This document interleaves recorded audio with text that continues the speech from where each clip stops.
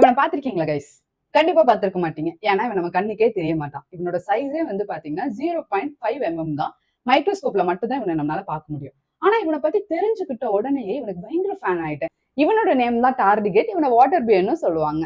இவன் எப்படின்னா இவனை பயங்கரமான குளிர்ல விடுங்க, சர்வை பண்ணிடுவான். பயங்கரமான ஹீட்ல விடுங்க, அங்கேயே சர்வை பண்ணிடுவான். சரி ஓகே, தண்ணிக்குள்ள முக்கி சாகடிச்சிடலான்னு பார்த்து சீலையே பயங்கர ப்ரெஷரான ஒரு இடத்துக்கு அவனை போய் விட்டா கூட அங்கேயும் அவன் சர்வை பண்ணிடுவான். ஓகே, அவன் எர்த்ல தான் வந்து பயங்கரமா சர்வை பண்ணிட்டு இருக்கான் போல, அவனை ஸ்பேஸுக்கு அனுப்பலாம் அப்படின்னு சொல்லிட்டு ஸ்பேஸுக்கு அனுப்பினாலுமே அங்கே அவன் வந்து சர்வை பண்ணிடுவான். சர்வைவல் ஸ்கில்னா அது இவன்ட்ட இருந்து தான் கத்துக்கணும். இவன் எப்படி இவ்வளவு ஸ்ட்ராங்கா இருக்கான் அப்படின்னு பாத்தீங்கன்னா, எனக்கு ஏதாவது பிரச்சனைன்னு வந்துச்சுன்னா இவன் பாடியில இருக்க எல்லா வாட்டரையுமே அவன் டீஹைட்ரேட் பண்ணிடுவான். இவனோட பாடியில ஒரு விதமான புரோட்டீன் அப்படிங்கிறது கிரியேட் ஆகுது. இது அவனோட செல்ஸை ப்ரொடெக்ட் பண்றதுனால இவனுக்கு வந்து எந்த ஒரு டேமேஜுமே நடக்க மாட்டேங்குது.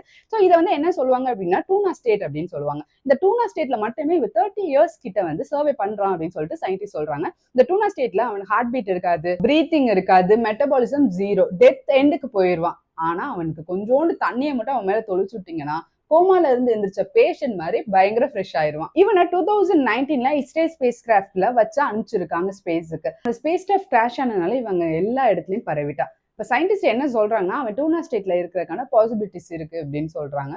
மேபி தண்ணி கொண்டாந்து கொடுப்பாங்கன்னு சொல்லிட்டு வெயிட் பண்ணிட்டு இருக்கானோ.